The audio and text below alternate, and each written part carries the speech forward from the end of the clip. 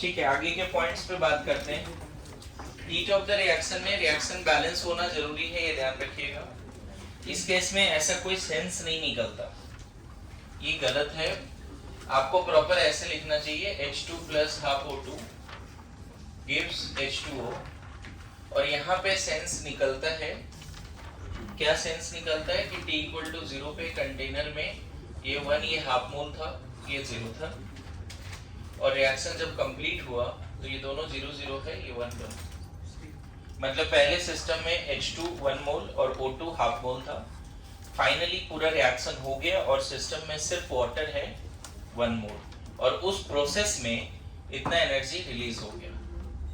Negative है तो exothermic हो गया ना, उस प्रोसेस में इतना एनर्जी रिलीज हो गया। मेरी बात आ रही है समझ में जी?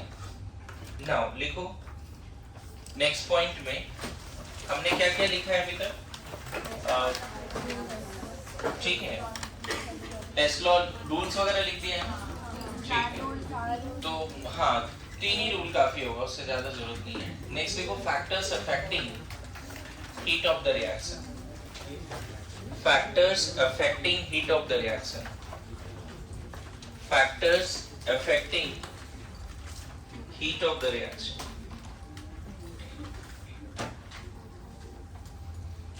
Factors affecting heat of the reaction. Factors affecting heat of the reaction. जैसे एग्जैक्ट डेटा तो नहीं है मेरे पास, लेकिन चलो कोशिश करता हूँ उसी तरह से बताने का, जिसमें पहला पॉइंट लिखना फिजिकल स्टेट। फिजिकल स्टेट से हीट ऑफ रिएक्शन वैरी करता है। Factors affecting heat of the reaction में पहला फैक्टर क्या है? Physical state. मान लो H2 गैस O2 गैस से H2O लिक्विड बनाते हैं, तो इसका डेलेज ना -284 के आसपास होता है। To be precise exact data नहीं लिख रहे हैं, रहने दो, चलेगा चलेगा।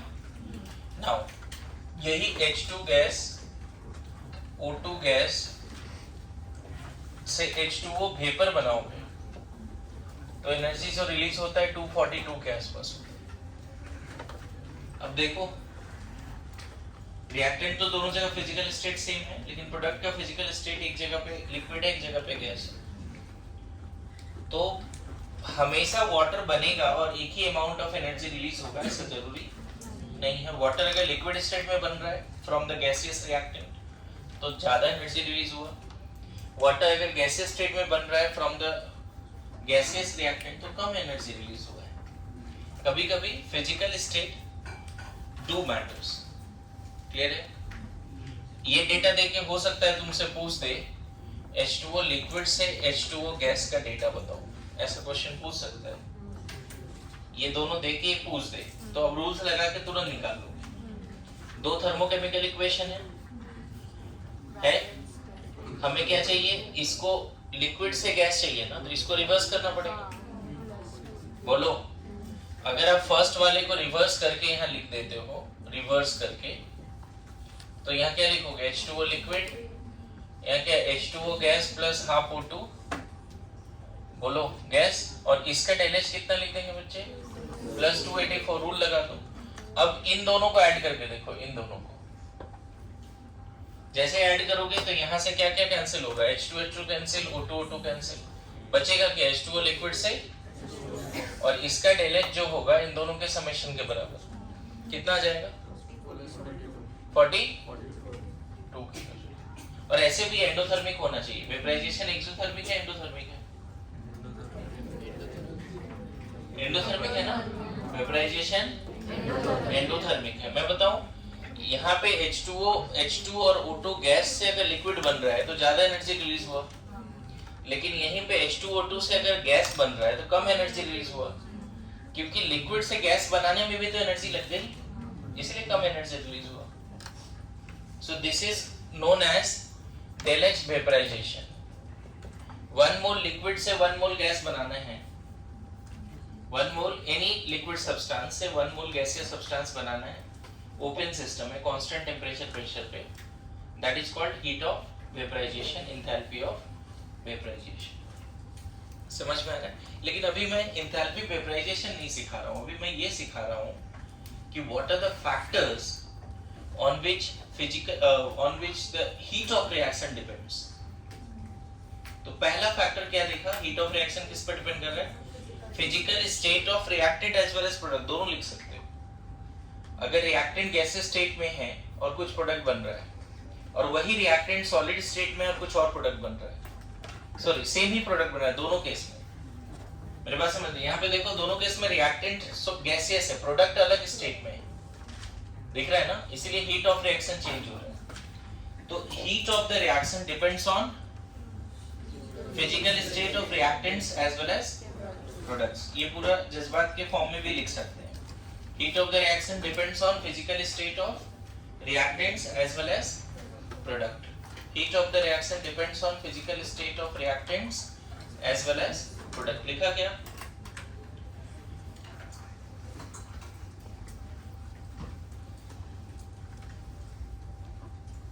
heat of reaction depends on reactant as well as product,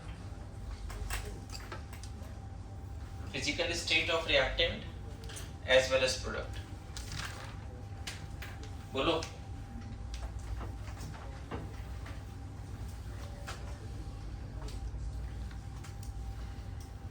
done.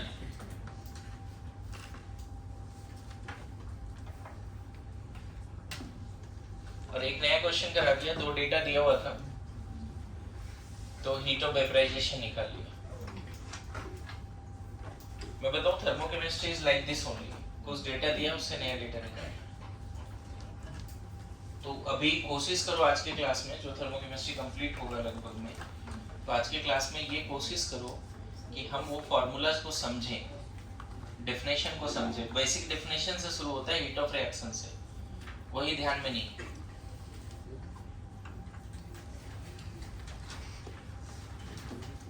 Okay, now next factor लिखो, क्वांटिटी ऑफ रिएक्टेंट। मैंने बताया ना एंथैल्पी और हीट ऑफ द रिएक्शन या इंटरनल एनर्जी चेंज एक्सटेंसिव है, क्वांटिटी पे डिपेंड करता है। Yes no, quantity of reactant. मुझे बताओ, अगर 1 मोल मीथेन को बर्न करोगे O2 के प्रेजेंस में और 2 मोल मीथेन को बर्न करोगे, तो क्या सेम अमाउंट ऑफ एनर्जी मिलेगा?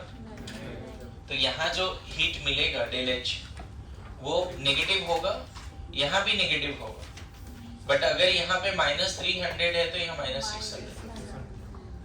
अरे ये सुनो, बर्न तो दोनों जगह क्या रहा है, CO2 वाटर, लेकिन क्वांटिटी ऑफ रिएक्टेंट पे डिपेंड करेगा या नहीं करेगा। 1 मोल मीथेन को बर्न किए कम एनर्जी मिला, 2 मोल को बर्न किए ज्यादा एनर्जी मिला। तो इसमें ज्यादा कुछ लिखाने को नहीं है, since heat of the reaction is extensive, so it depends on the quantity of reactant। जज्बात ये लिख सकते हो, है ना? So it depends on, क्या लिखा? Since heat of reaction, enthalpy of reaction is extensive in nature, so heat of reaction depends on quantity of reactants, quantity of reactants।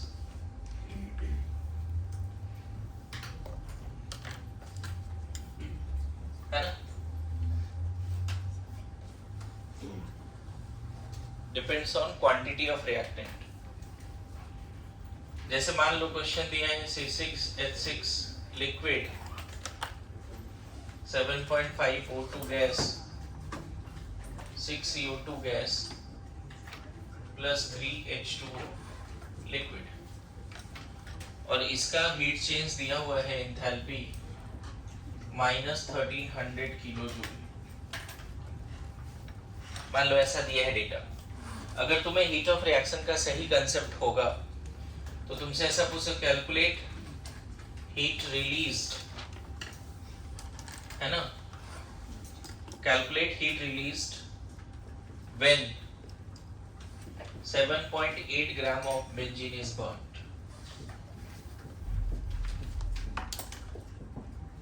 मान लो ये डेटा देके ये पूछ रहा है, तो ये डेटा क्या बता रहा है? अगर उसका मीनिंग ही नहीं पता तो क्वेश्चन कैसे बनेगा? ये डेटा क्या बता रहा है? बताओ, अभी हीट ऑफ रिएक्शन का डेफिनेशन पढ़ा है, ये डेटा क्या बता रहा है? 1 मोल बेंजीन मतलब 78 ग्राम, 78 ग्राम ना जी, 78 ग्राम बेंजीन जब एक्सेस ऑफ ऑक्सीजन में बर्न होगा तो 1300 किलोजूल एनर्जी रिलीज हो जाएगी। बोलो, तो इसका सॉल्यूशन क्या? तुमसे ये पूछा है कि 78 ग्राम के लिए कितना, नहीं पूछा है ना, 78 ग्राम के लिए दिया हुआ है, अब पूछ रहा है 7.8 ग्राम के लिए बताइए। तो what is the heat of the reaction? Heat of reaction है ना, when 7.8 gram of C6H6 is burned, कितना बोल दें बताओ? -1300 इंटू 0.1, क्या 0.1 कैसे कर दिया? 1 मोल के लिए -1700 है और हमारे पास कितना है? 0.1 मोल, इतनी मोल कंसेप्ट तो आनी चाहिए। बोलो, तो ये हो गया सॉल्व करके -130 किलोजूल। समझ में? हीट ऑफ रिएक्शन, तो ये हमने क्वेश्चन किस पे किया? क्वांटिटी ऑफ रिएक्टेंट पे डिपेंड करता है, उस पे एक छोटा सा क्वेश्चन किया है, हाउ क्वांटिटी ऑफ रिएक्टेंट पे डिपेंड करता है। बोलो, इसी में अगर ऐसा पूछता कि calculate heat released when 7.8 gram of C6H6 liquid is burnt in bomb calorimeter, अब क्या करोगे बताओ? अब क्वेश्चन थोड़ा बदल दिया है, थोड़ा सा क्वेश्चन को बदला है। पहले तो हीट ऑफ रिएक्शन पूछ दिया 7.8 का, और पता है कितना इजी टास्क है, 78 ग्राम का दिया, 7.8 का पूछा है, यूनिटरी मेथड है ना ये। लेकिन यहाँ पे थोड़ा सा ट्विस्ट किया, अभी आपसे जो डेटा दिया हुआ है बच्चे, डेल एच वो कांस्टेंट प्रेशर पे है, लेकिन अब पूछा क्या है कि 7.8 ग्राम, अगर वो डेटा ऊपर वाला कांस्टेंट प्रेशर पे एंथैल्पी है ना, यहाँ पूछा किस पे? तो सबसे पहले आप पर मोल का डेल ई निकालो, डेल एच गिवन है, डेल ई निकालना पड़ेगा। इस डेटा से क्या निकालना पड़ेगा बच्चे? ये जो डेटा है इससे क्या निकालो? डेल एच इक्वल टू क्या लिखते हो? Del E plus del H R T लिखते हो। बोलो, ध्यान रखना, बेंजीन का कंबशन कांस्टेंट प्रेशर पे ये डेटा गिवन है, कांस्टेंट वॉल्यूम पे गिवन नहीं है। तो पहले 1 मोल बेंजीन को अगर बॉम्ब कैलोरीमेट्री में बर्न करोगे तो जो हीट रिलीज होगा वो डेल ई होगा, डेल एच नहीं होगा। Yes no? तो यहाँ पे डेल ई निकालना पड़ेगा, ये -1300 रखो, ये डेल ई नहीं पता, डेल एच ही बताओ कितना है? 6 -1.5 है इनटू आर, आर का वैल्यू 8.314 लेना होगा, टेम्परेचर कुछ मेंशन नहीं है तो 298, क्विक कैलकुलेशन के लिए 300 भी ले सकते हो। बहुत ज्यादा ऑप्शंस में अगर वेरिएशन दिख रहा है तो 300 से सॉल्व कर दो, गलत नहीं आएगा। अगर ऑप्शन बहुत क्लोज है तो आपको 298 ही लेना पड़ेगा, ऑप्शन नहीं है। लेकिन अभी भी डायरेक्ट सॉल्व मत करना, इसको 1000 से डिवाइड करो, क्योंकि ये जो आया जूल में है ना ऊपर, उधर किलो जूल में। अब यहाँ से सॉल्व करके क्या निकालोगे? डेली। तो anyone can do quick calculation और डेली बता सकता है, फिर डेल एच निकाल पाएंगे। करो, डेली निकालो, जल्दी से बताओ, जल्दी क्विक।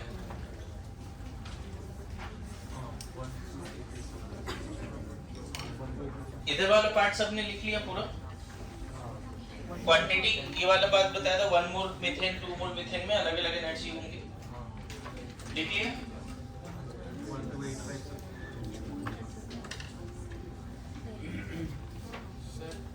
ये बेंजीन लिक्विड है तो del H is equal to del नहीं होता है?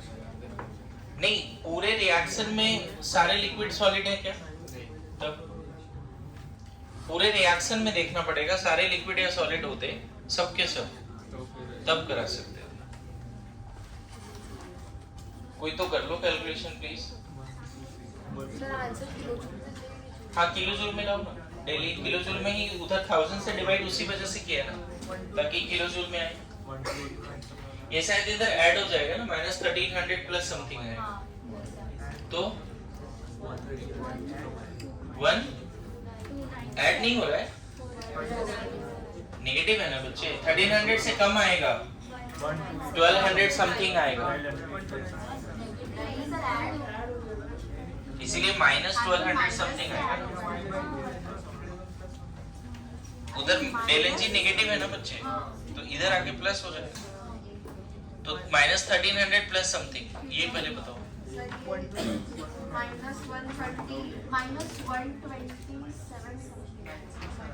वो 7.8 के लिए करना है ना, तो -130 देना पड़ेगा। नहीं पहले इसका तो बता दो।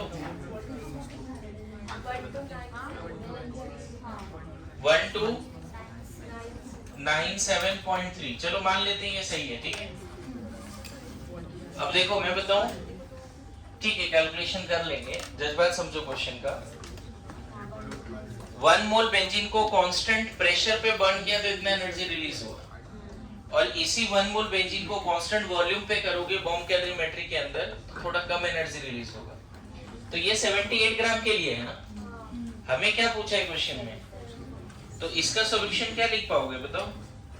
यहाँ पे हीट रिलीज्ड QV, यहाँ क्या पूछा तुमसे, QV फॉर 7.8, QV फॉर 7.8 ग्राम या 1.1 मोल, कितना लिख दें, हमें 1 मोल के लिए पता है 97.3 इंटू 0.1 कर दो। फिर से रिपीट कर रहा हूं, जो -1300 दिया है बच्चे वो 1 मोल बेंजीन के लिए कांस्टेंट प्रेशर पे डेटा है, और अभी जो मैंने फॉर्मूला लगा के निकाला डेली, ये 1 मोल बेंजीन के लिए कांस्टेंट वॉल्यूम पे, लेकिन तुमसे 1 मोल बेंजीन का कांस्टेंट वॉल्यूम पे नहीं पूछा है, तुमसे 0.1 मोल बेंजीन का पूछा है। अंदर समझ में आ रहा है। मैं देखो दिवाली से पहले भी इस पे क्वेश्चन कर रखा हूं, इस फॉर्मूला पे, कल भी इस फॉर्मूला पे क्वेश्चन कराया, लेकिन अभी भी देखो एक डाउट निकल के आया कि सर लिक्विड है तो क्या होगा। मेरी बात समझो, तो सीखने के अंदाज में बैठो, गैप तो रहता ही है क्या। दिवाली से पहले 5 क्वेश्चन इस पे कराया था, मुझे ध्यान में है, del S equal to del E plus del N G R T, कल भी 5-7 क्वेश्चन कराया। उसके बाद भी अभी तक ये कंसेप्ट नहीं बैठ रहा है। गैसियस अगर कहीं भी गैस इन्वॉल्व है तो डेल एस और डेल ई अलग आने वाला है। डेल एन जी 0 हो गया तो बराबर कर दो, गैसियस रिएक्शन भी है तो भी बराबर हो सकता है जब del N G 0। Yes no, solid liquid के लिए तो बराबर ही, रिएक्शन में हर जगह पे सॉलिड लिक्विड है तो डेल एच और डेल ई बराबर कर दो, चलेगा। नाउ नेक्स्ट फैक्टर लिखो जी। सो मैंने अभी कौन से फैक्टर पे क्वेश्चन कराया कि heat of reaction depends on the quantity of reactants, है ना। ये देखो इतना सिंपल बात है बच्चे, 1 लीटर पेट्रोल से स्कूटी 50 किलोमीटर जा रहा है, 2 लीटर से ज्यादा जाएगा नहीं जाएगा, इतना सिंपल है, क्योंकि 2 लीटर पेट्रोल ज्यादा हीट जनरेट करेगा, सिंपल है। क्वांटिटी ऑफ रिएक्टेंट, क्या तेरी स्कूटी ज्यादा माइलेज देती है तो हाँ है ही नहीं, तो बाइक है 50 भी नहीं चलता, सही से चलाया कर। क्या छोटी गाड़ियां देती हो, मेरा स्कूटी कौन सा बड़ा है, बैठो ना कभी।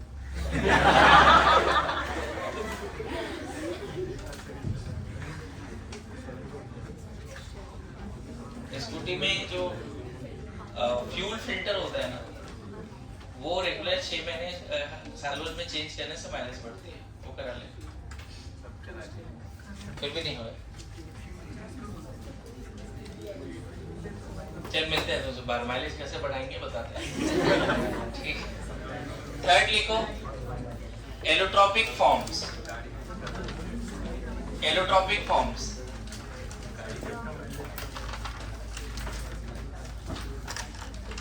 देखो यहाँ पे सी सॉलिड अगर डायमंड को बर्न करेंगे O2 के प्रेजेंस में CO2 बनेगा और इसका डेलेज कुछ और होगा। Complete silence please. वही सी सॉलिड अगर ग्रेफाइट को बर्न करोगे, है ना, ये डायमंड और ग्रेफाइट कार्बन का crystalline form, crystalline allotropic form है, अमorphous नहीं है, क्रिस्टलाइन एलोट्रोपिक फॉर्म है। यहाँ पे देखो CO2 गैस बन रहा है।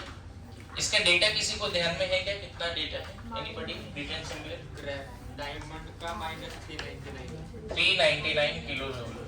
ग्रेफाइट का कुछ लोग बात कर रहे हैं, मुझे एकदम साइलेंस चाहिए। हाँ -393 ठीक है, चलो इतना ही रहने देते हैं।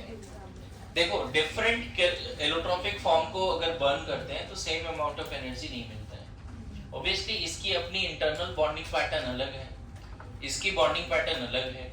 तो कार्बन के डायमंड में जो कार्बन है उसको तोड़ने में अलग एनर्जी लगा है, पता है ना। Each carbon atom in diamond is tetrahedrally connected with 4 other, जबकि यहाँ रिंग स्ट्रक्चर होता है।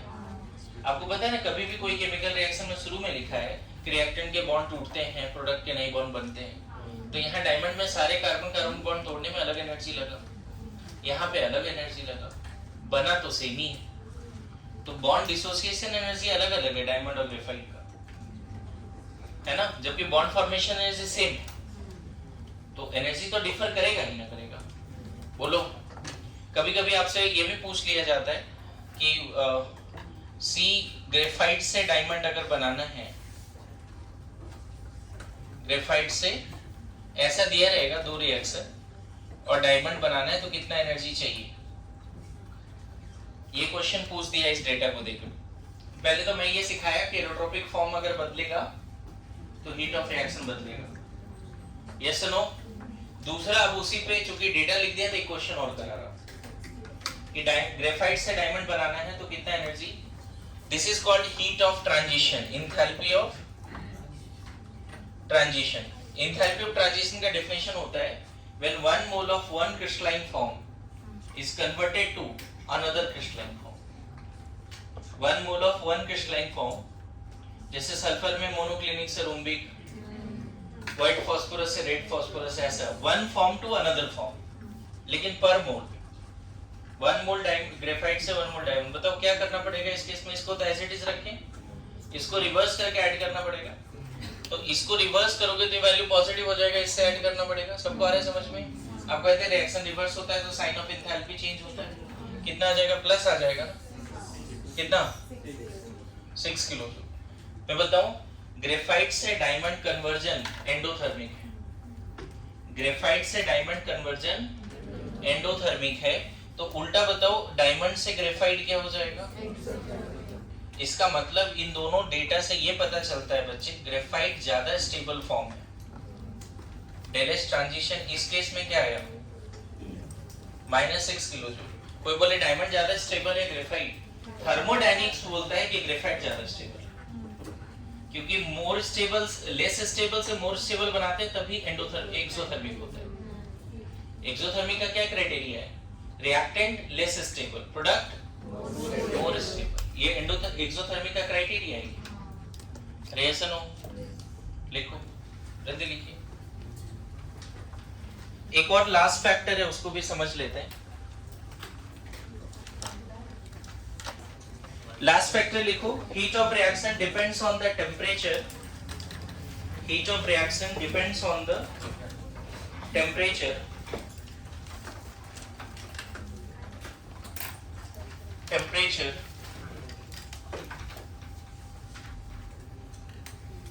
of the reaction,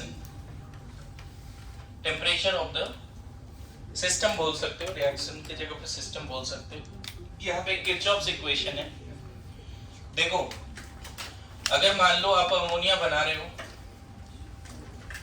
ध्यान देना, T1 25 डिग्री सी पे अमोनिया बना रहे हो, किसी एक फैक्ट्री में 25 डिग्री सी पे अमोनिया बना रहे हो T1 पे। तो इस केस में heat exchange between system and surrounding मान लो 93 किलो जूल है। पूरे रिएक्शन का ही लिखा हुआ दिख रहा है आपको, मतलब 2 मोल अमोनिया का डेटा है। whenever 1 mole N2 3 mole H2 reacted to give 2 mole ammonia, this much of energy is released. Same reaction किसी और लैब में कराओगे, अलग टेम्परेचर पे T2 मान लेते हैं 100 डिग्री सी, सेम रिएक्शन। यहाँ भी अभी कितना लिया था तुमने 1 3, ये 0, ये 0 0, ये 2।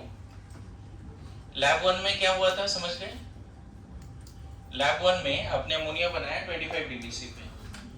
लैब 2 में फिर से यहाँ देखो 1 3 ही लिया है, आपने अमाउंट ऑफ रिएक्टेंट या फिजिकल स्टेट को नहीं बदला है। यहाँ पे सारे गैसेस स्टेट में, यहाँ भी सारे गैसेस स्टेट में, एरोट्रॉपिक फॉर्म भी नहीं है। जो अदर फैक्टर थे वो सब चीजें भी यहाँ पे एप्लीकेबल नहीं है, बट यहाँ पे जो डेल एच है वो कुछ और होता है, not equal to del H 1। Heat of the reaction मैं बताऊं, अगर बहुत ड्रास्टिक चेंज नहीं है टेम्परेचर में तो ये दोनों अप्रोक्सीमेटली सेम बोल सकते हैं। मतलब मैं ये बोलना चाह रहा हूँ, एक ऐसे इसको इस अंदाज में देखो कि मान लो 1 लीटर पेट्रोल से उसकी स्कूटी 50 जाती है पुणे में, अब ये लद्दाख में जाएगा तो ऑलमोस्ट 50 ही जाएगा। मतलब बहुत, वहां के टेम्परेचर मान लो 5 डिग्री सी, यहाँ 25 डिग्री सी, क्या हम बोल सकते हैं बहुत ज्यादा माइलेज में डिफरेंस आएगा? मतलब हम बोल सकते हैं हीट ऑलमोस्ट सेम है। मैं यहाँ बोलना चाह रहा हूँ टेम्परेचर में बहुत ज्यादा डिफरेंस है तब हीट चेंज अलग अलग होता है, हीट ऑफ द रिएक्शन अलग होता है। जबकि देखो अमाउंट सेम रखा है, सब कुछ सेम रखा है। और इस केस में जो फॉर्मूला होता है बच्चे, Kirchhoff's equation del H1 minus del H2 T2 minus T1 is equal to summation of delta CPM। बताऊंगा ये डेल्टा CPM क्या है समेशन, ये फॉर्मूला, इसी को हम लोग बोलते हैं किरचॉफ्स इक्वेशन। लिख लो, जल्दी लिखो। Same reaction, same amount, same physical state, but two different temperature. क्या? हाँ, del E2 minus del E1 T2 minus, तो CVM हो जाएगा। सही बोल रहे हो। मैं भी इसको ना आपको लॉजिकली समझाता हूँ, फॉर्मूला आया कैसे। प्रथमेश तो उठ के इधर आ जाइए। विशाल तो बाहर जाएगा, उसको तो इधर बुला रहा हूँ। मुझे से तू इधर आ जल्दी, तू लोग गैप बना के बैठ जी।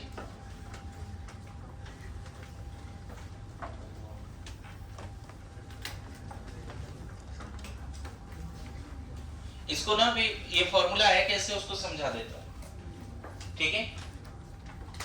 हो सकता है डायरेक्टली सीपीएम निकालने में तुम्हें दिक्कत आएगी, मैं सीपीएम निकालने का तरीका भी बता देता हूँ आपको।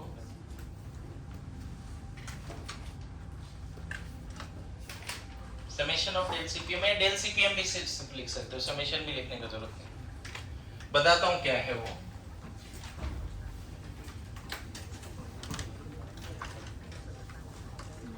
Kirchhoff's equation, okay?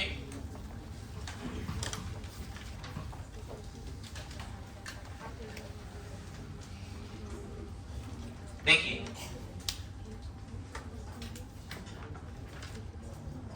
ध्यान रखना मैंने फिजिकल स्टेट नहीं मेंशन किया है, सारे गैस हैं। T1 पे भी सारे गैस हैं, T2 पे भी सारे गैस, ठीक है? देखो एक सर्कल कैसे बनेगा समझना। ये पूरा सिस्टम T1 पे है, मतलब इसका 1 मोल, इसका 3 मोल, 0 और ये 0 0, ये 2, ये सब पहले सिर्फ कंटेनर में क्या था, N2 और H2 कितने पे, T1 पे, और उसी टेम्परेचर पे अमोनिया भी बन गया। गुट्टू को बोलो। अब देखो एक हेस लॉ के हिसाब से कैसे सर्कल बनेगा। मान लेते हैं 1 मोल N2 का टेम्परेचर T1 से T2 ले जाना है एट कांस्टेंट प्रेशर।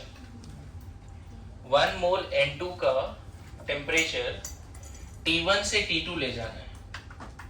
T2 बताओ कितना हीट देना पड़ा होगा।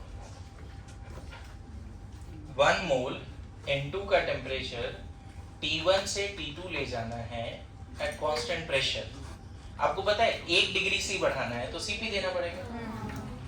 2 degree C 2 Cp, delta T से बढ़ाना है, तो यहाँ हीट जो देना पड़ा बच्चे वो है Cp of N2, Cp of N2 into delta T. इतना हीट सिखाया है। एक मोल N2 का टेम्परेचर T1 से T2 ले जाना मतलब डेल्टा टी बढ़ाना है, तो कितना हीट देना पड़ेगा? मान लेते हैं Cp is the heat capacity at constant molar heat capacity at constant pressure of N2। तो सिर्फ इतना दोगे तो 1 डिग्री से बढ़ेगा, 2 डिग्री से बढ़ाना है तो इसका डबल डेल्टा टी से बढ़ाना। समझ में आ रहा है? उसी तरह N2 का 3 मोल गैस का टेम्परेचर T1 से T2 ले जाना है। पहले बताओ पर मोल Cp चाहिए, Cp ऑफ H2 3 मोल है तो 3 Cp ऑफ H2 चाहिए कि नहीं? 3 Cp ऑफ H2 और बढ़ाना कितने से? डेल्टा टी से। अब बताओ फिर से यहाँ क्या हो गया? 3 मोल H2 आ गया। अब बताओ Q1 Q2 अगर हमने दिया Q1 Q2, N2 को Q1 दिया और H2 को Q2 दिया, तो अब दोनों रिएक्टेंट T1 पे है या T2 पे है? दोनों रिएक्टेंट गुड टू गो। अब उसी टेम्परेचर पे इसको रिएक्ट करा के अमोनिया बना लो, सेम टेम्परेचर पे बना लिया। ये दोनों गायब हो चुका है, ये इसका 1 इसका 3 गायब हो चुका है और ये दोनों 2 बन चुका। चलेगा? सबसे पहले 1 मोल 3 मोल को T1 से T2 पे लाया, 1 मोल 3 मोल, फिर हमने उसको उसी टेम्परेचर पे रिएक्ट करा दिया। अब N2H2 खत्म, बचा अमोनिया। कौन से टेम्परेचर पे? T2 पे। अब इस अमोनिया को बैक टू T1 लेके जाओ, 2 मोल अमोनिया को बैक टू T2 से T1 लेके जाओ। बताओ Q3 कितना लगेगा? 2 into Cp of ammonia into फिर से डेल्टा टी, लेकिन यहाँ डेल्टा टी क्या लिखना पड़ेगा? T1 minus T2। अरे ये सुनो, यहाँ डेल्टा टी कितना लिखना पड़ेगा? इन सब जगह पे डेल्टा टी किसके बराबर है? T2 माइनस T1, क्योंकि T1 से T2 लाया है। यहाँ डेल्टा टी किसके बराबर है? अमोनिया जो T2 पे है उसको T1 पे ले जा रहा है। अब बताओ इस पूरे प्रोसेस में जो हीट एक्सचेंज है वो कितना है? Del H1। अरे यस नो, T2 पे जो हीट एक्सचेंज है वो कितना है? Del H2। Yes no. अब मुझे बताओ हेस लॉ के हिसाब से डायरेक्ट स्टेट में जो हीट चेंज है, क्या हम ऐसे लिख सकते हैं? Del H1 is equal to Q1 plus Q2। बोलो, ये सर्कल में चलना है। ये डायरेक्ट स्टेप है, इनडायरेक्ट स्टेप है। रेड वाला सारा इनडायरेक्ट स्टेप है। प्लस क्या लिखें? Del H2 plus Q3। Heat change in direct step is algebraic sum of heat changes in indirect step. Good to go. अब यहाँ पे क्या करो, सारे हीट को उधर ले जाओ। Del H2 minus del H1 क्या लिखोगे बताओ? इसको इधर ले आए, बाकी सबको उधर। क्या लिख दें? Minus Q1 minus Q2 minus Q3 लिख दें? कोई दिक्कत? अब देखो वैल्यूज लिखना शुरू करते हैं। माइनस Q1 के जगह पे क्या लिखेंगे? Cp of N2 into T2 minus T1। बोलो, आ रहा है समझ में? माइनस Q1 के जगह पे 3 Cp of H2 T2 minus T1। यहां तक समझ में आ रहा है? माइनस Q3 के जगह पे क्या लिखेंगे? 2 Cp of ammonia into T1 minus T2। देखो, एक तो एक डायरेक्ट फार्मूला रट लें, दूसरा एक हेस लॉ के हिसाब से जो रूल्स ऑफ थर्मोकेमिकल इक्वेशन बताया उसके बेसिस पर डिराइव कर दे रहा हूं मैं। अगर गौर करोगे बच्चे, तो अगर मैं इसको क्या लिख दूं?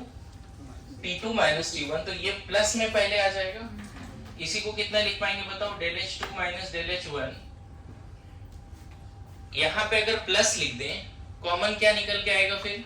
इन सब जगह पे T2 minus T1, T2 minus T1, T2 minus T1, लेकिन यहाँ प्लस कॉमन क्या निकल के आया हर जगह से? इधर क्या बचा आप बताओ? ये प्लस में पहले लिखे 2 Cp ऑफ अमोनिया, बोलो, minus Cp of 1 into Cp of N2, बोलो 1 इंटू Cp ऑफ N2, गौर करना, plus 3 into Cp of H2। देखो अब उसको इधर डिवाइड कर दो, T2 माइनस T1 को, क्या मिला इक्वेशन, किरचॉफ्स इक्वेशन देखो, del H2 minus del H1 by T2 minus T1, और गौर करो तो यही समेशन ऑफ del Cp है। del Cp कैसे है देखो, ये प्रोडक्ट का Cp है, कोफिशिएंट इनटू प्रोडक्ट का Cp minus coefficients into reactant का Cp।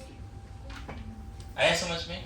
So this is Kirchhoff's equation, है ना। यहाँ पे देखो मैं ऐसे लिख देता हूँ, ज्यादा सही रहेगा, summation of stoichiometric coefficient Cpm of product, चलेगा, minus summation of stoichiometric coefficient Cpm of reactant. देखो तो आप सीख पाए क्या, थोड़ा ज्यादा प्रिसाइज हो गया,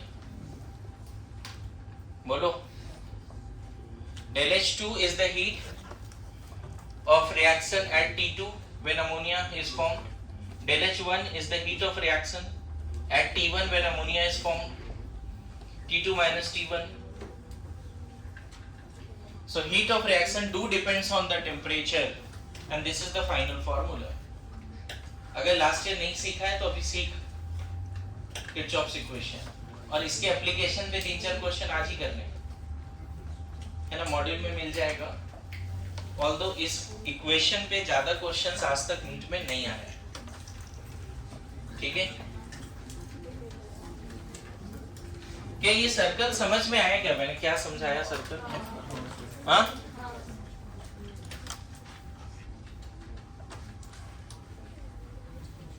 अब देखो मोनोएटॉमिक डायटोमिक सीपीएम पता होना चाहिए ना बच्चे, क्या? और कोई अगर सॉलिड लिक्विड आ गया तो क्या रखना है उस फॉर्मूला में, कोई सॉलिड लिक्विड आ गया तो स्पेसिफिक हीट रखना है सीपीएम की जगह पे। ये सुनो, जैसे मान लो एक नॉर्मल इसमें अगर लगाना है, इधर देख 3A2 या 3A2B gives 1C and 4D।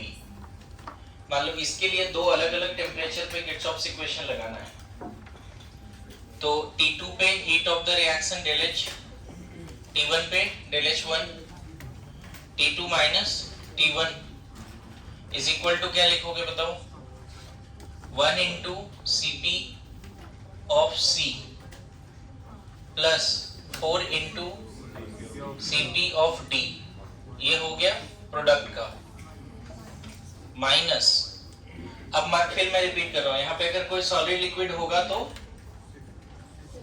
Specific heat use करो, और हो सकता है वो पर ग्राम दिया रहेगा तो यहाँ मोल से मल्टीप्लाई नहीं करना, उसके मोलर मास से मल्टीप्लाई करना।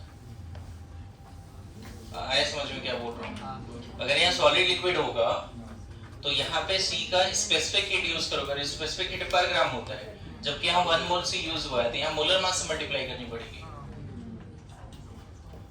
मैं मानता हूँ गैस लेके चल रहा हूँ, 3 into Cp of A plus 2 into Cp of B, ये पूरा सही लगा दिया फॉर्मूला। ये क्या है, सेम रिएक्शन T2 पे कराओगे तो ये हीट है, यही रिएक्शन T1 पे कराओगे तो ये हीट है।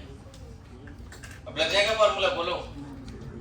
जैसे एक और एग्जांपल देता हूँ, चलो, ट्वाइस ऑफ H2O2 H2O, सब गैस लेके ही करो, इस पे बताओ कैसे होगा, सारे गैस लेके चलो।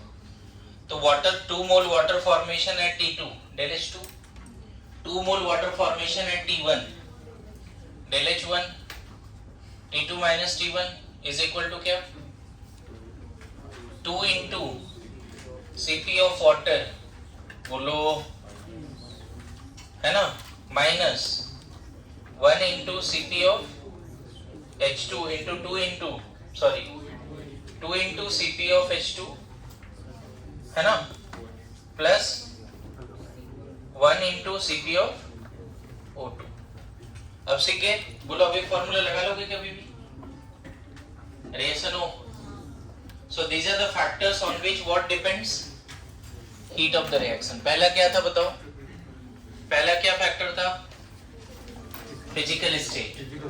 दूसरा फैक्टर क्वांटिटी। तीसरा फैक्टर एलोट्रोपिक फॉर्म। चौथा टेम्परेचर। किरचॉफ्स इक्वेशन याद रखो। किरचॉफ्स इक्वेशन का मॉडिफाइड फॉर्म वहां पे लिख रखा है already. Now write down exothermic and endothermic reactions. एक टेबल बना के इसको समझेंगे।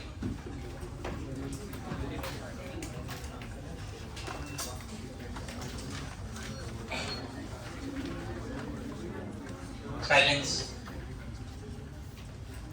स्वानंद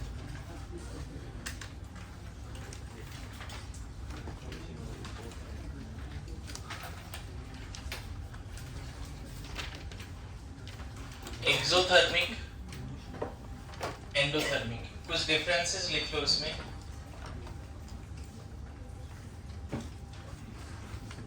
एक्सोथर्मिक एंडोथर्मिक पहला पॉइंट लिखने का तरीका देखो क्या होता है। A2B2 gives to AB। Balance form में लिखना है, del H नेगेटिव लिखना है, या फिर A2B2 2AB प्लस हीट, ये लिखने का तरीका है। तरीके से यहाँ हुआ क्या, जैसे मान लो इधर इधर ध्यान दें, मान ले 300 किलो जूल एनर्जी रिलीज हुई पीरियोडिक टेबल में। इसलिए भी दिक्कत आया था कि उसमें एक्सोथर्मिक एंडोथर्मिक लोगों को कंफ्यूजन था। अभी सीख जाओगे पीरियोडिक टेबल में कौन से प्रोसेस में एनर्जी रिलीज होगी, किस में रिक्वायर्ड होगा, वो भी एक बार रिवाइज कर सकते हो, है ना। पहले क्या है, A2B2 है कंटेनर में, कितना है 1 मोल है, और इसकी हीट कंटेंट मान लेते हैं पहले 700 है। ये पूरा का पूरा A बॉन्ड टूटा, B बॉन्ड टूटा, नए बॉन्ड बने। अब कंटेनर में सिर्फ AB 2 मोल, और इसकी हीट कंटेंट अब जो है वो 400 ऐसी होती है। एक्सोथर्मिक रिएक्शन में heat content of the reactant initially ज्यादा है, और रिएक्टेंट जब प्रोडक्ट में चला जाता है तो हीट कंटेंट उसकी कम हो जाती है, समझे। यही रीजन है कि जब इसका ग्राफ बनता है potential energy versus progress of reaction, तो ऐसा बनता है। रिएक्टेंट की एनर्जी देखो 700, प्रोडक्ट की 400। This is the graph of exothermic. A2B2 की एनर्जी देखो इनिशियली ज्यादा है, प्रोडक्ट की एनर्जी कम है। अजय इधर बैठ, यहाँ पे बैठ, इधर इधर इस बेंच पे लास्ट। हाँ पीछे लास्ट बेंच पे कहाँ पे बैठा है? इधर लास्ट बेंच में तो लोग क्या बना जी थोड़ा। सेल्फ स्टडी का क्लास में मतलब डिस्कशन होता है क्या? हाँ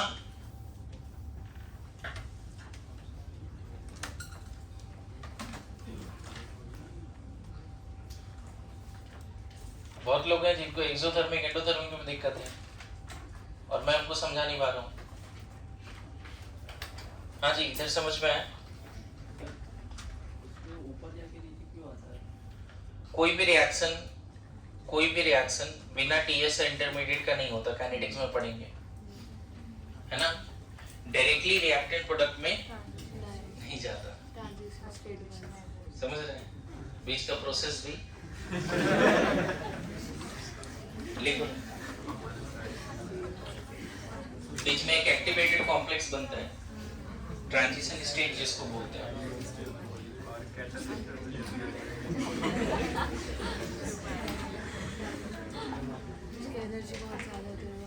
ओके बातें नहीं, अभी मैंने शांत कराया सबको, नहीं डांटूंगा।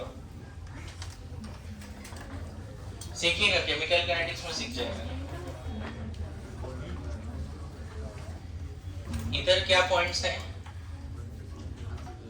A2B2 अगर एंडोथर्मिक है 2AB, डेल्टा H यहाँ पे क्या दिखाएंगे प्लस 300 मान लो दिखाते हैं। इसी को कैसे लिखना होगा, A2B2 gives 2AB minus heat, या फिर A2B2 plus heat gives 2AB. These are the way of representation of endothermic process. यहाँ ऐसे समझो कंटेनर में पहले A2B2 11 मोल है, बट इसकी हीट कंटेंट इनिशियली 400 है, और फिर जब ये पूरा AA बॉन्ड BB बॉन्ड टूट गया, AB बना 2 मोल, तो इसकी हीट कंटेंट हो गई 700। अब ये 300 कहाँ से आया, law of conservation of energy के हिसाब से सराउंडिंग से उसने 300 ले लिया एनर्जी। नहीं, अभी खुद की यहाँ पे देखो, इस वाले प्रोसेस में क्या हुआ, 300 रिलीज हो गया, समझे। जब भी A2B2 पूरा AB में गया, पहले 700 था, बचा उसके पास 400, तो 300 रिलीज हो गया। Product has less heat content. यहाँ पे पहले 400 है, उसने बाहर से 300 लिया, एब्जॉर्ब, ठीक है, एंड फिर जाके अब उसके पास 700 है। इसीलिए इसका जो ग्राफ है, second point,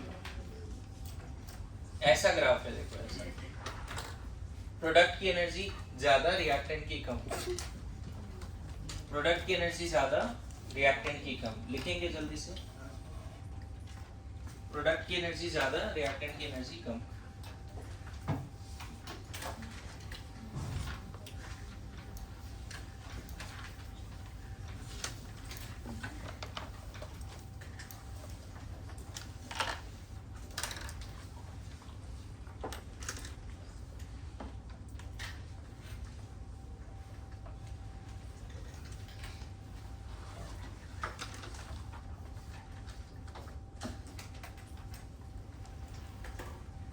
next third point देखो, थर्मोडायनेमिक्स में बोला जाता है more heat content lesser stability. तो यहाँ पे जो रिएक्टेंट है उसकी हीट कंटेंट ज्यादा है, प्रोडक्ट की हीट कंटेंट कम है, तो एक्सोथर्मिक रिएक्शन में products are more stable than reactant.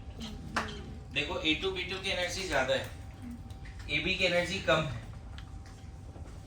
तो कौन ज्यादा स्टेबल है एक्सोथर्मिक में, products are more stable than reactant. In exothermic reaction products are more stable than reactant. यहाँ पे क्या बोलोगे, रिएक्टेंट की एनर्जी देखो 400 है, 300 लेकर अब प्रोडक्ट की एनर्जी 700 हो गई, more energy content lesser stability, ये लिख लेना। तो एंडोथर्मिक में प्रोडक्ट लेस स्टेबल है, और ऐसे भी ग्राफ में देखो प्रोडक्ट की एनर्जी ज्यादा है, यहाँ पे देखो ये प्रोडक्ट है, ये रिएक्टेंट है, प्रोडक्ट की एनर्जी ज्यादा है, रिएक्टेंट की एनर्जी कम है। More is the energy, lesser the stability. तो ये तीसरा पॉइंट जरूर लिखना है। अच्छा, कहीं ना कहीं एक्सोथर्मिक में बॉन्ड डिसोसिएशन एनर्जी, AA और BB बॉन्ड जब टूटा तो कम एनर्जी लगे, AA और BB बॉन्ड तोड़ने में कम एनर्जी लगे, नए बॉन्ड बने तो ज्यादा एनर्जी रिलीज हुए। तो हमें ये बोलना पड़ेगा कि बॉन्ड डिसोसिएशन एनर्जी कम है, बॉन्ड फॉर्मेशन एनर्जी ज्यादा है। आ रहा है समझ में? Energy required to break the bonds of reactant वो कम है, मतलब रिएक्टेंट के बॉन्ड को तोड़ने के लिए मान लो 1000 लगे, और जब नए बॉन्ड बने तो 1300 रिलीज हो गया, नेट 300 का फायदा हो गया। अरे आ रहा है समझ में? यहाँ पे ये लिखना पड़ेगा कि energy needed for breaking of bond of reactant is less with respect to the energy released when new bonds in products are formed। जिस बात ये लिखनी पड़ेगी। आ रहा है समझ में? और मैं बताऊं, हीट ऑफ द रिएक्शन का एक फॉर्मूला बॉन्ड एनर्जी के टर्म्स में, bond energy of reactant minus bond energy of product हमेशा होता है। हीट ऑफ द रिएक्शन, अगर बॉन्ड एनर्जी का डेटा दिया है तो ये फॉर्मूला लगा सकते हैं। रिएक्टेंट और प्रोडक्ट की बॉन्ड एनर्जी दी है, देखो मैक्सिमम जगह पे प्रोडक्ट माइनस रिएक्टेंट करते हैं, लेकिन बॉन्ड डिसोसिएशन एनर्जी के डेटा के केस में ये फॉर्मूला कब यूज करेंगे, जब रिएक्टेंट और प्रोडक्ट की बॉन्ड एनर्जी गिवन होगी। बॉन्ड एनर्जी भी बॉन्ड डिसोसिएशन के फॉर्म में गिवन होगी, बॉन्ड फॉर्मेशन के केस में नहीं। फिर से रिपीट कर रहा हूं, यहां पे जो मैंने 700 400 लिखा है उसका खुद का हीट कंटेंट है, वो अलग डेटा है। AA और BB बॉन्ड तोड़ने के लिए अलग से एनर्जी देनी पड़ेगी। मान लो AA और BB बॉन्ड तोड़ने के लिए 1000 देना पड़ा, फिर नए बॉन्ड जो बने 1300 रिलीज हो गया। Bond breaking is always endothermic, bond formation is always exothermic. AA BB bond तोड़ना पड़ा इसलिए हमें 1000 एनर्जी देनी पड़ी। AB के नए बॉन्ड बने तो 1300 रिलीज हो गए। देखो यहां पर भी 700 माइनस 400 300 आ रहा है, बॉन्ड एनर्जी के टर्म्स में भी 300 ही आएगा। मैं ये बोलना चाह रहा हूं, यहां जो मैंने डेटा लिखा है ना बच्चे, वो बॉन्ड एनर्जी का डेटा नहीं है, इसका खुद का हीट कंटेंट है। यहां भी प्रोडक्ट की एनर्जी माइनस रिएक्टेंट करोगे तो 300 मिलेगा या नहीं मिलेगा। अगर A2 B2 की बॉन्ड एनर्जी दी होती क्वेश्चन में, प्रोडक्ट की बॉन्ड एनर्जी दी होती, तो बॉन्ड एनर्जी का सब्ट्रैक्शन करते तो भी 300 मिलता। मैं ये बोल रहा हूं, मेरी बात आ रही समझ में। क्वेश्चन में सेम रिएक्शन का heat change from this data can be calculated, और उसी रिएक्शन का heat change from bond energy data can be calculated. आया समझ में। तो यहां पे जज्बात क्या लिखेंगे फोर्थ पॉइंट में, अगर रिएक्शन एक्सोथर्मिक है तो क्या बोलेंगे, energy required to break the bonds of reactant is lesser than the energy released when new bonds in products are formed. ये जज्बात है, लिखना पड़ेगा। इन एक्सोथर्मिक बॉन्ड तोड़ने में कम इन्वेस्टमेंट है, जब नए बॉन्ड बने तो ज्यादा एनर्जी रिलीज हो गई। जबकि यहां क्या बोलेंगे बताओ फोर्थ पॉइंट में, बॉन्ड डिसोसिएशन एनर्जी का मैग्नीट्यूड काफी ज्यादा होगा बॉन्ड फॉर्मेशन एनर्जी से। क्यों तुम बताओ। यहां बॉन्ड तोड़ने के लिए मान लो 1500 एनर्जी देनी पड़ी, 1500, और जब नए बॉन्ड बने, उसको सही कर लेते हैं अगर गलती का, यहां ध्यान दो। यहां पे AA और BB बॉन्ड तोड़ने के लिए 1500 देनी पड़ी, और नए बॉन्ड बने तो सिर्फ 1200 ही रिलीज हुआ। तो energy required to break the bond is more with respect to energy released when new bonds are formed. Then obviously क्या होना चाहिए, endothermic. Again, energy required to break the bonds of reactant is less, whereas the energy released when new bonds are formed are more. Required कम है, release ज्यादा है, तो overall exothermic। यहाँ भी formula del H का सेम है। देखो formula नहीं बदलता एंडोथर्मिक एक्सोथर्मिक के लिए। बॉन्ड एनर्जी ऑफ रिएक्टेंट, ये बाद में मैं प्रूव भी कर दूंगा, एक्सोथर्मिक हो या एंडोथर्मिक हो, बॉन्ड एनर्जी के टर्म्स में फॉर्मूला क्या है, हीट ऑफ रिएक्शन का। रिएक्टेंट की एनर्जी बॉन्ड एनर्जी माइनस, यहाँ भी रिएक्टेंट की माइनस। देखो यहाँ पे रखना चाहिए कितना, 1000, यहाँ 1300, तो माइनस 300 आ गया। यहाँ रखना पड़ता है 1500 और यहाँ 1200, प्लस 300 आ गया। आया समझ में। बोलो एक्सोथर्मिक एंडोथर्मिक समझ पा रहे हो। Now list down the reactions। Daily life में ऐसे रिएक्शन ढूंढो जो एक्सोथर्मिक है। ऑल कंबशन, और न्यूट्रलाइजेशन, और प्रेसिपिटेशन। बोलो। हाँ, सारे प्रेसिपिटेशन एक्सोथर्मिक है, लिखो। आयन से प्रेसिपिटेट बनना। डिसोल्यूशन में सर। हाँ, डिसोल्यूशन प्रोसेस। हाइड्रेशन। आयन से प्रेसिपिटेट बनना, मैं ये बोल रहा हूँ।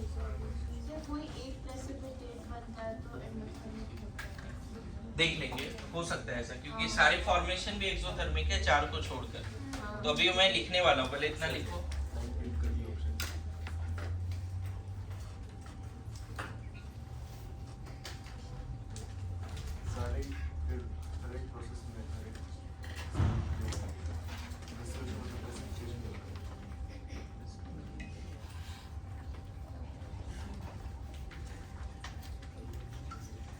अमोनियम क्लोराइड पानी में जा रहा है तो वो आयन के फॉर्म में जा रहा है ना, प्रेसिपिटेट हो रहा है नहीं नहीं वो नहीं उल्टा है ना।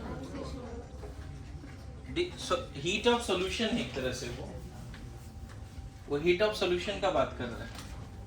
लिखिए जल्दी लिखिए, लिखो मैं लिखा देता हूँ। कंबशन, न्यूट्रलाइजेशन, प्रेसिपिटेशन, रेस्पिरेशन, लिखा। एबीसी करके एग्जांपल लिखो, मैं लिख नहीं रहा हूं, तुम खुद लिख। कंबशन, न्यूट्रलाइजेशन, प्रेसिपिटेशन, है ना। फिर क्या, रेस्पिरेशन। यहाँ पे लिख लेना गैस से लिक्विड, लिक्विड से सॉलिड, ये सब एक्सोथर्मिक है। सर रेस्टिंग पे हाँ मैं अभी दिखाने वाला हूँ। ई में एफ में लिख लेना ऑल टाइप्स ऑफ फॉर्मेशंस, मतलब रिएक्टेंट 3-4 है, प्रोडक्ट एक बन रहे हैं। All type of formations are exothermic except, लिखना अब वो ज्यादा इंपॉर्टेंट, एक्सेप्ट वाली part. All types of formation reactions are, formation का क्या मतलब है, 2-3 रिएक्टेंट जुड़ के कुछ बनना। All types of formation reactions are module exothermic except, आपके ये वाले मॉड्यूल में दिया हुआ है, इसको देख के लिख सकते हो तो ज्यादा अच्छा रहेगा। सारे फॉर्मेशन, लेकिन इसमें 1 2 3 करके लिख लेना बच्चे। C+H2 CH2, बैलेंस करके नहीं लिख रहा हूं, तुम बैलेंस कर लेना। देखो यहाँ कुछ ना कुछ बना है बच्चे, दिख रहा होगा आपको। NO, N2O, NO2, N2O4, ये 4 आपको रिएक्शन रखने पड़ेंगे, एनसीईआरटी के हिसाब से भी इंपॉर्टेंट है। ये चारों ऐसे रिएक्शंस हैं जिसमें कुछ बन तो रहा है, बट ये सारे एक्सोथर्मिक नहीं है, एंडोथर्मिक है। मतलब और भी हो सकते हैं, लेकिन इतना याद कर लेंगे। ऐसे इसके अलावा जितने दिखे मैक्सिमम क्या है, exothermic. Formation, heat of formation is exothermic mostly except this 4। 2 या 2 से ज्यादा रिएक्टेंट जुड़ के कोई एक प्रोडक्ट बनाता है ना, तो एनर्जी रिलीज होती है। बस ये 4 छोड़ देना। क्या बोला समझ में? 2 या 2 से ज्यादा रिएक्टेंट जुड़ के जब एक प्रोडक्ट बनाते हैं तो एनर्जी रिलीज होती है। ये 4 को छोड़ दो, क्योंकि यही 4 इसलिए लिखा दिया क्योंकि हीट ऑफ फॉर्मेशन के हजारों रिएक्शन है जो एक्सोथर्मिक है, तो वो सारे नहीं लिखा रहा। यहाँ पे क्या क्या लिखोगे एग्जाम्पल में? फोटोसिंथेसिस, डिसोसिएशन, डिकम्पोजिशन, आयोनाइजेशन, लिखना शुरू करो।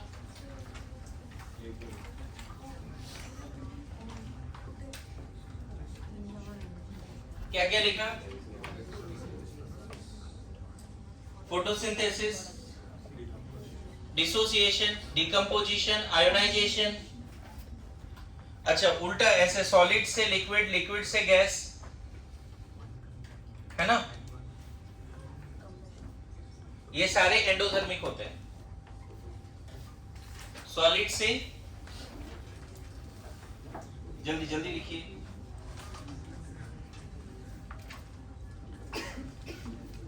वेपराइजेशन, सब्लिमेशन, वो सब इधर ही आ गया। ये अलग से लिखना चाहो तो लिख सकते हो। Vaporisation, sublimation, melting, fusion.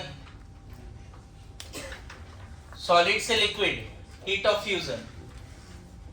Liquid से gas, heat of vaporisation. Solid से directly gas, heat of sublimation. ये सब कैसे हैं? एंडोथर्मिक है। इसमें लिख लेना all formations are exothermic except 4। ये भी यहीं पे भी लिख सकते हो। सारे फॉर्मेशन एक्सोथर्मिक है, बट ये वाले फॉर्मेशंस एंडोथर्मिक हैं। एंडोथर्मिक के एग्जांपल्स हम कोशिश कर रहे हैं समझने का। इन शॉर्ट मैं बताऊं, फ्यूचर में ऐसी बात ध्यान में रखना कि अगर किसी रिएक्शन का डेल एन जी नेगेटिव है तो एंथैल्पी भी नेगेटिव होने के चांसेस हैं। मस्ट नहीं है, लेकिन याद करने में हेल्प हो जाएगी। अगर डेल एन जी नेगेटिव है तो एंथैल्पी भी नेगेटिव आने के चांसेस हैं। Good to go. और अगर डेल एन जी पॉजिटिव है तो इंथैल्पी भी पॉजिटिव आने के chances. Del N G zero तो इंथैल्पी जीरो होगा ऐसा नहीं बोलना, कुछ ना कुछ तो होगा ही। डेल एन जी जीरो है तो इंथैल्पी जीरो होगा ऐसा नहीं बोलना, ओके। लेकिन रफली कैसे रट लेंगे, क्योंकि डेल एन जी नेगेटिव आया तो डेल एच भी नेगेटिव आएगा, मतलब एक्सोथर्मिक होने के चांस। लेकिन ये चार छोड़ कर है ना, समझ गए, यहाँ डेल एन जी नेगेटिव आया है बट एंथैल्पी पॉजिटिव है, ये चार छोड़कर। बोलिए नाउ क्विकली लिखो types of heat of reaction. Heading दो, types of heat of reaction. अभी तक देखो मैं मेहनत कर रहा था चैप्टर को लेके, अब तुम्हारा काम शुरू हो रहा है अभी से, है ना। टाइप्स ऑफ क्या लिखा, हीट ऑफ द रिएक्शन। चलो पहला लिखो हीट ऑफ फॉर्मेशन। देखो पहले इसमें थोड़ा जज्बात लिख बता देता हूं मैं तुम्हें। वर्ल्ड में जितने भी रिएक्शंस हो रहे हैं उसमें हीट या तो रिक्वायर्ड है या रिलीज होता है, पता है? बोलो, हर जगह पे हम हीट ऑफ रिएक्शन ही बोलते हैं। कोई भी रिएक्शन हो रहा है फिजिकल केमिकल चेंज, या तो हीट रिक्वायर्ड है या हीट रिलीज है। लेकिन हमने रिएक्शंस को क्लासिफाई कर रखा है डिफरेंट टाइप्स में, कि कुछ रिएक्शन कंबशन है, कुछ फॉर्मेशन है, कुछ प्रेसिपिटेशन है, कुछ न्यूट्रलाइजेशन है। तो based on types of reaction we have type of heat change also. इस बात समझे क्या है? वर्ल्ड में अलग अलग तरह के रिएक्शन है, हर रिएक्शन में कोई ना कोई हीट रिलीज हो रहा है, रिक्वायर्ड हो रहा है, and that heat is called heat of reaction. But we have different types of chemical reaction, similarly we have different types of heat of the reaction. है तो सारे हीट ही। Good to go. तो पहला क्या लिखना शुरू किया तुमने? ये जज्बात में इसमें नहीं लिखा रहा हूं, मैं डायरेक्टली बोल रहा हूं, टाइप्स चलेगा। Heat of formation, heat of combustion, लिखना शुरू करो। Heat of formation, heat of combustion,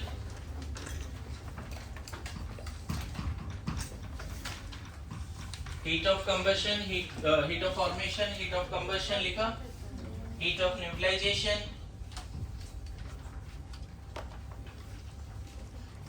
heat of neutralisation. हर जगह पे एंथैल्पी भी लगा सकते हो, है ना। डेल एच ऐसे लिखते हैं, हीट ऑफ फॉर्मेशन, है ना। हीट ऑफ कंबशन नॉट लगा दिया, मतलब स्टैंडर्ड केस में। अदरवाइज किसी अदर कंडीशन पे होगा तो सिर्फ डेल एच सी बोलेंगे, नॉट नहीं लगाएंगे। Heat of neutralisation, heat of, लिख रहे हो, vaporisation, heat of fusion, 6 heat of sublimation या enthalpy of sublimation, del H transition, है ना, del H transition, ionisation energy, del H EG electron gain enthalpy, del H atomisation, heat of atomisation, lattice energy, bond energy, है ना, del H hydration, del H solution,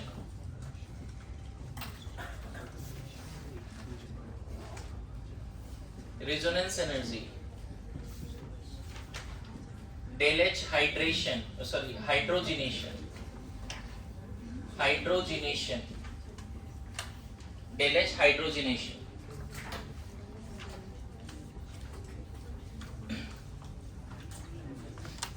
heat of, heat या enthalpy भी हर जगह पे word use कर सकते हो।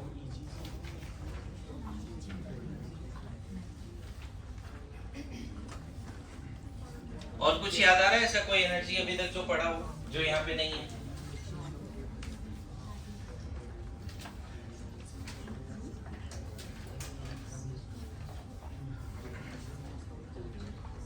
संकेत बताओ। हीट ऑफ एटमाइजेशन का डेफिनेशन बताओ।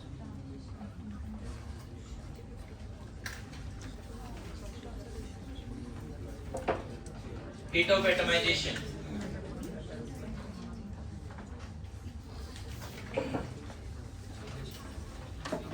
Sir, heat release when heat of atomization में पहला तो हीट रिलीज नहीं होती, हीट रिक्वायर्ड होती हाँ वही gaseous molecules को individual नहीं।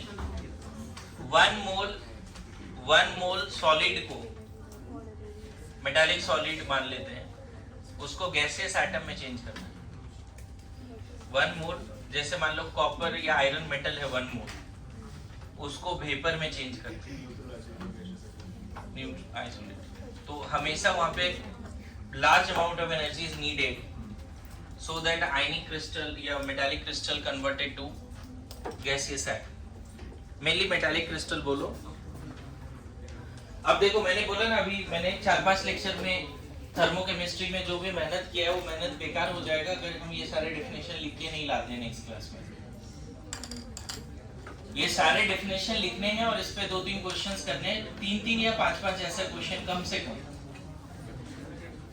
मैं एक डेफिनेशन आपके सामने रखता हूं तो आपको समझ में आएगा कि अदर डेफिनेशंस कैसे करना है। लिखिए, सबसे पहले हीट ऑफ फॉर्मेशन लिखिए। Heat of formation. और लग रहा है कोई एनर्जी ऐसा छूट गया जी? आप याद करो, आयनिक जो पीरियोडिक टेबल था और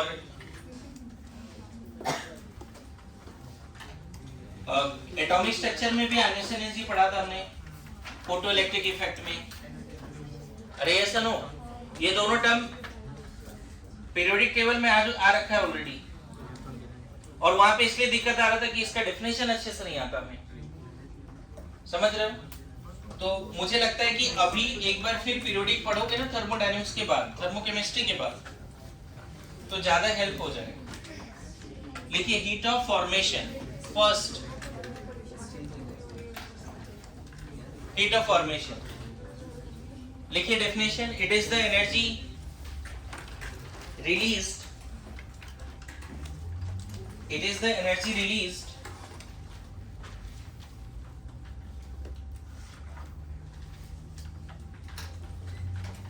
मोस्टली रिलीज ही होता है, कुछ ऐसे 4 रिएक्शन हैं जिसमें बनते हैं तो एनर्जी रिक्वायर्ड होता है, वो 4 लिख दिया ना मैंने, इसलिए मैं यहाँ पे नहीं लिखा रहा हूँ कि energy required. It is the energy released, bracket में लिख सकते हो रेयरली रिक्वायर्ड ऑल्सो, ऐसे भी लिख सकते हो अगर चाहिए तो। 4 रिएक्शंस का एग्जांपल दिमाग में रख सकते हैं। It is the energy released when, it is the energy released when 1 mole of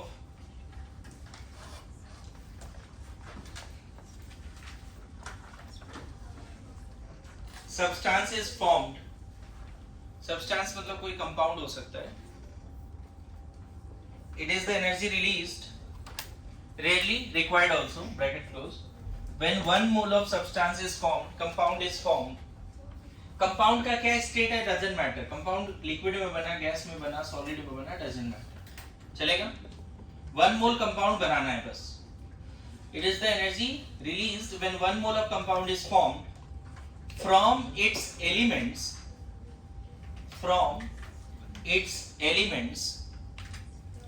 in their most abundant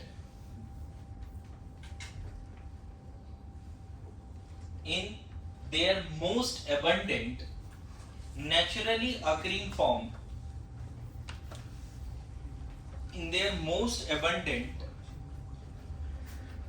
naturally occurring form, or in their standard and stable state form, or in their standard and stable state form, also called reference states। फिर से repeat कर रहा हूँ, when 1 mole of compound is formed from its elements in their most abundant naturally occurring form, or in their standard and stable states, or in their standard and stable form, bracket में also called reference states। देखो definition ऐसा है, hypothetical बातें हैं बच्चे। कहने का मतलब क्या है कि अगर मान लो अमोनिया बनाना है तो पहले तो कोफिशिएंट 1 ही रखना है। अमोनिया बनाना मान लो, कोफिशिएंट कितना रखना है 1। अब अमोनिया में जो एलिमेंट है उसका स्टैंडर्ड स्टेट लो, नाइट्रोजन है तो N2 गैस लेना पड़ेगा, हाइड्रोजन है तो H2 गैस लेना पड़ेगा। मैं फिर यहाँ रिपीट कर रहा हूँ आपको, अमोनिया का एक ही मोल बनाना है, 2 मोल नहीं बनाना है। और अमोनिया में जो जो एलिमेंट्स हैं रिएक्टेंट में वो सारे एलिमेंट्स लेने हैं, बट वो सारे element in their standard state, most abundant state, reference state में लेना है। तो तुम्हें हर एलिमेंट का जो most abundant and most stable state है पता होना चाहिए। जैसे डायमंड ग्रेफाइट में ग्रेफाइट मोस्ट स्टेबल स्टेट है एंड एबंडेंट आल्सो। सल्फर में मोनोक्लिनिक है या रोम्बिक है पता करना पड़ेगा। फास्फोरस में कौन सा मोस्ट एबंडेंट है, व्हाइट फास्फोरस P4 है, ये पता करना पड़ेगा। आ रहा है समझ में? और एक चीज, एक मिनट इधर, जो स्टैंडर्ड स्टेट है उसका फिजिकल स्टेट भी पता होना चाहिए। जैसे नाइट्रोजन का स्टैंडर्ड स्टेट N2 है बट गैसियस N2 है, लिक्विड N2 नहीं है। हाइड्रोजन का स्टैंडर्ड स्टेट H2 है बट गैसियस H2 है, लिक्विड H2 नहीं है। अरे ये सुनो, अब इस केस में जो भी हीट रिलीज होगा बच्चे, heat of the reaction, that is called heat of formation of ammonia. इस रिएक्शन में जो भी हीट एक्सचेंज होगा सिस्टम एंड सराउंडिंग के बीच में, that is called heat of formation. मेरी बात आ रही समझ में? बोलो, गुड टू गो। मान लो वाटर लिक्विड बनाना है, इसके लिए हमें H2 लेना पड़ेगा गैसियस स्टेट में 1 मोल, और ऑक्सीजन का स्टैंडर्ड स्टेट O2 गैस होता है। इस केस में जो भी एनर्जी रिलीज होगी that is called heat of formation of क्या बातें ध्यान में रखना है। एक तो प्रोडक्ट का कोफिशिएंट 1 होना चाहिए, प्रोडक्ट का फेज क्या है डजंट मैटर, हम यहाँ पे इतना लिख देंगे कि this is the heat of formation of H2O liquid. Product का phase doesn't matter.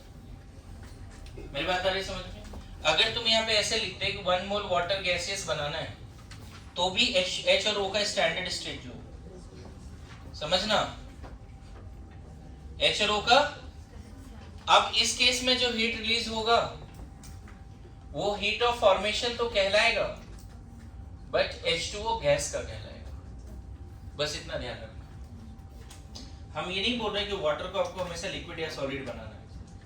Water solid low, liquid लो, जो लेना है लो, गैसेस लो, बट वाटर में जो एलिमेंट्स है रिएक्टेंट में उन सारे एलिमेंट का स्टैंडर्ड स्टेट लेना है। रेफरेंस स्टेट, फिजिकल स्टेट भी स्टैंडर्ड होना चाहिए। मेरी बात आ रही समझ में? बोलो।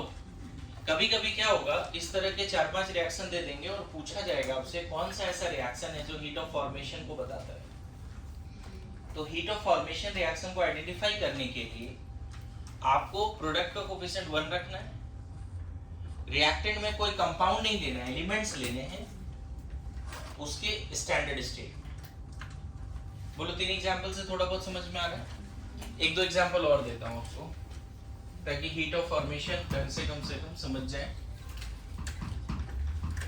सर, हाँ, सल्फर का एलिमेंटल स्टेट वो एसिड होता है ना, हाँ, तो फिर वो C+H2 क्यों लिया हमने? C+ एसिड लेना चाहिए ना। वो फॉर्मेशन थोड़ी है, वो तो फॉर्मेशन है पर CH2 बनाते हैं, वो एक्सेप्शन वाला। S8 ले लो, सामने 1/4 कर दो, कोई दिक्कत नहीं, लेकिन बनाना वही है। समझ गया ना? पर H2 मतलब नहीं लेना। हाँ सही है, सही है। रूबिक सल्फर ज्यादा स्टेबल होता है। मुझे एक बात बताओ, अगर तुमसे पूछूं कि N2 गैस का हीट ऑफ फॉर्मेशन क्या है, समझना एक चीज, heat of formation of N2 gas. अब डेफिनेशन से N2 गैस बनाना है फ्रॉम N2 गैस, यही तो करना है। कोई भी कंपाउंड बनाना है, हीट ऑफ फॉर्मेशन का क्या मतलब, उसका 1 मोल लो, प्रोडक्ट का 1 मोल लो, और उसमें जो जो एलिमेंट है उसी एलिमेंट का स्टैंडर्ड फॉर्म लो। तो N2 गैस से N2 गैस बनाना है तो डेफिनेटली इस केस में heat of reaction, heat of formation of N2 तो कहलाएगा, बट ये जीरो हो जाए, क्योंकि N2 गैस से N2 गैस क्यों बनाना है, वो तो N2 गैस ही है। तो कोई भी एलिमेंट जो स्टैंडर्ड स्टेट में है उसका हीट ऑफ फॉर्मेशन जीरो होता है। Any element which are already in standard form, most abundant form, ये thermodynamics का assumption है कि all the elements which are in their most abundant naturally occurring form, in their standard and stable form, their heat of formation is zero. कोई बोले O2 का heat of formation क्या होगा, तो O2 गैस बनाना है O2 gas से, तो इसका जो इंथैल्पी चेंज होगा वो heat of formation of O2 जरूर कहलाएगा, लेकिन वो जीरो हो जाएगा। यहाँ पे नोट में क्या लिखेंगे बच्चे, the heat of formation of any element in their most abundant naturally occurring form और in their standard and stable form is zero. क्या बोला समझ में है? हीट ऑफ फॉर्मेशन किसी कंपाउंड का जीरो नहीं आएगा, किसी कंपाउंड का जीरो नहीं आएगा, लेकिन हीट ऑफ फॉर्मेशन कोई एलिमेंट है जो अपने स्टैंडर्ड फॉर्म में है उसका जीरो आ जाएगा। मैं बताऊं, यहां पे अगर N2 गैस नहीं बना के लिक्विड बनाते ना, तो इस केस में N2 लिक्विड बनाना है N2 गैस से, तो यहां पे heat of reaction, heat of formation of N2 liquid कहलाएगा, और ये जीरो नहीं बोलोगे आप, क्योंकि आप N2 लिक्विड बना रहे हो फ्रॉम गैस। मेरी बात समझ में आ रहा है? बोलो, मैं क्या बोल रहा हूं, जो भी एलिमेंट का स्टैंडर्ड फिजिकल स्टेट है उसका हीट ऑफ फॉर्मेशन जीरो है, थर्मोडायनेमिक्स का assumption। क्या assumption बता रहा हूं, समझ रहे हो? अगर तुमसे बोले, ऐसे समझना, क्या heat of formation of Cl2 liquid zero आएगा क्या? तो तुम्हें चेक करना पड़ेगा बच्चे, क्या क्लोरीन का स्टेबल स्टेट लिक्विड है या गैस है? गैस। तो ये जीरो नहीं है। Heat of formation of Cl2 liquid zero नहीं आएगा, लेकिन heat of formation of Cl2 gaseous zero आएगा। आ रहा है समझ में?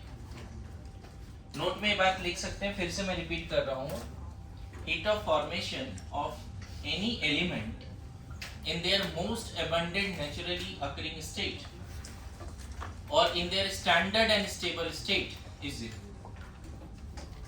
कंपाउंड का जीरो कभी नहीं होगा, लेकिन हर एलिमेंट का हीट ऑफ फॉर्मेशन जीरो होगा। क्या हमेशा? नहीं। कौन से फॉर्म में? जब वो अपने मोस्ट स्टेबल स्टेट में है। फिजिकल स्टेट भी मायने रखता है। एलिमेंट्स का हीट ऑफ फॉर्मेशन जीरो हो सकता है, थर्मोडायनामिक्स का assumption। और मैंने तो ये assumption किया, मैंने प्रूफ करके बताया। N2 गैस बनाना है फ्रॉम N2 गैस, लगता है कि कोई एनर्जी रिक्वायर्ड होगा, रिलीज होगा? पहले घंटे में N2 था, बाद में भी N2 है, कुछ हुआ क्या उसमें? सेम टेम्परेचर पे चीजें पड़ी हुई है। बोलिए, तो कौन कौन से सब्सटेंस है जिसका हीट ऑफ फॉर्मेशन जीरो होता है? P4 व्हाइट का जीरो होता है। लिख लो, कुछ सब्सटेंस आपके मॉड्यूल में भी दिए हुए हैं जो आपको याद होना चाहिए। P4 व्हाइट का जीरो होता है। हीट ऑफ फॉर्मेशन कोई भी मेटल सॉलिड का जीरो होता है, सिर्फ मेटल सॉलिड है। मरकरी का लिक्विड लेना पड़ेगा, ब्रोमीन का भी लिक्विड, किसी भी metal, most of the metal का heat of formation solid metal का जीरो आएगा। Heat of formation of mercury liquid का जीरो आएगा, है ना? Heat of formation Br2 liquid का जीरो आएगा। हाँ, बढ़िया, लिख लो। Heat of formation of I2 solid का जीरो आएगा। ग्रेफाइट का जीरो, डायमंड का जीरो मत लिखना।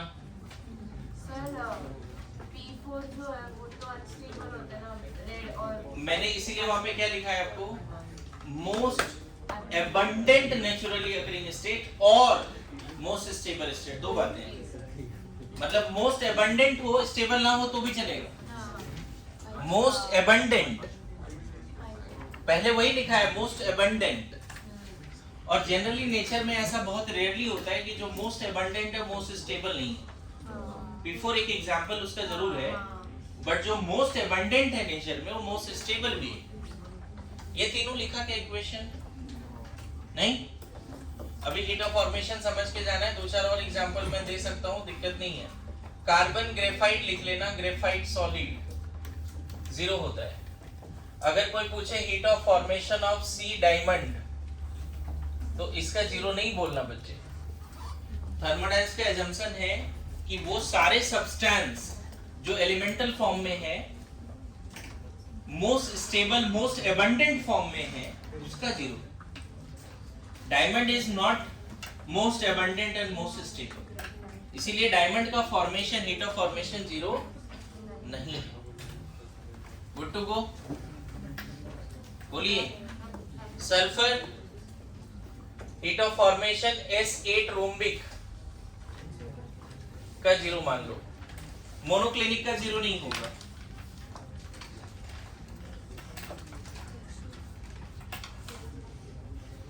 देखो लिखा है यहाँ पे स्पॉटलाइट में लिखा है कि standard heat of formation of all elements in their standard state is taken to be 0, is taken to be 0।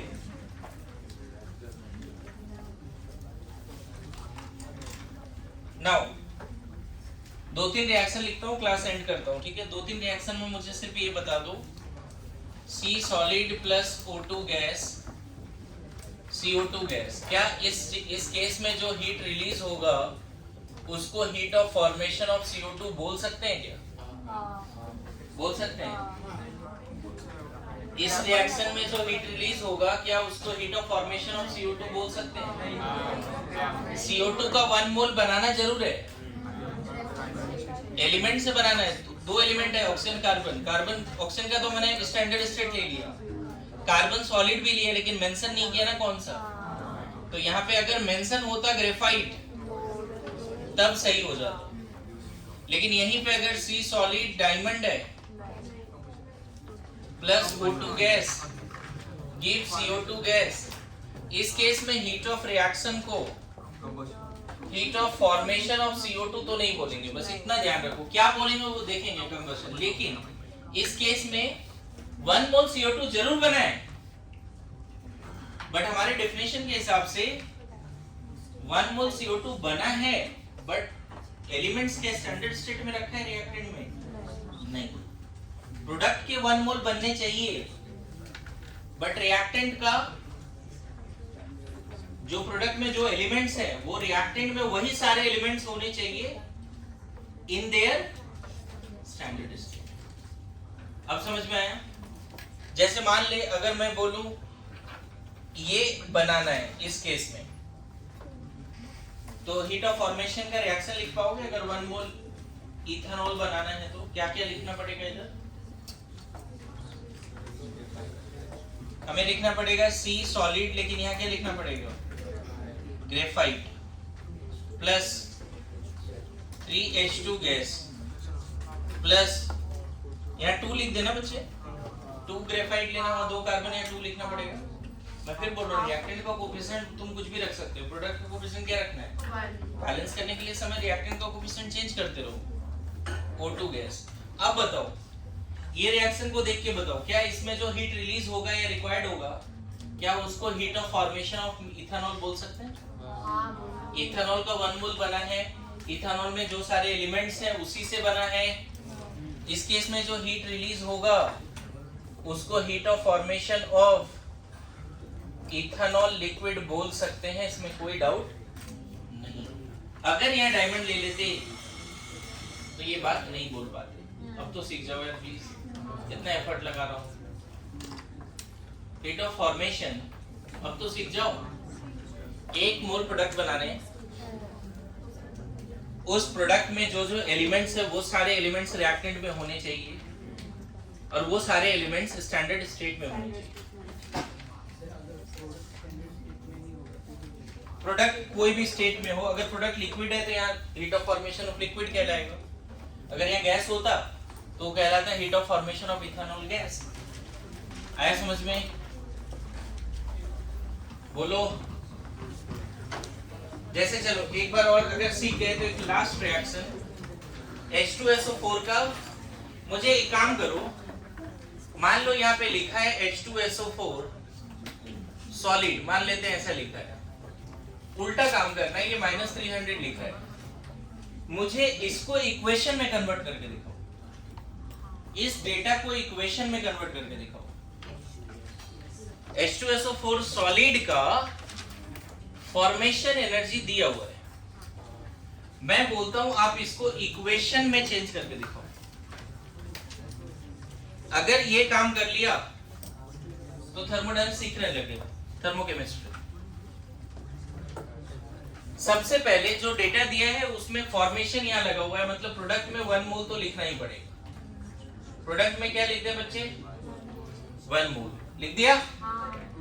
अब हमें रिएक्टेंट में लेना है H2 गैस, प्रोडक्ट में 3 एलिमेंट है, फिर यहाँ पे 1/8 S8 रोम्बिक प्लस 2OT। बोलो,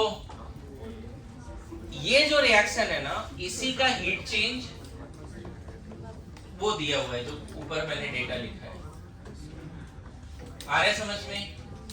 कभी कभी क्या होता है, आपको हीट चेंज इस फॉर्म में दिया रहेगा, उसके कॉरस्पॉन्डिंग रिएक्शन भी लिखने आना चाहिए। दूसरा, रिएक्शन दिया उसको आइडेंटिफाई करना है कौन सा एंथैल्पी है। मेरी बात समझ? This is thermochemistry. कोई इस तरह का डेटा दिया, उसको रिएक्शन में कन्वर्ट करो। किसी रिएक्शन को देखकर समझ लो कि कंबशन है, न्यूट्रलाइजेशन है, प्रेसिपिटेशन है, फॉर्मेशन है, दोनों बातें करनी पड़ेगी। बोलो, सीख जाएंगे? तो होमवर्क क्या है? सारे डेफिनेशन 17 में एक मैंने पढ़ाया है, उस पे 4-5 क्वेश्चन, इसके अलावा सारे डेफिनेशंस लिख के लाने हैं। ठीक है?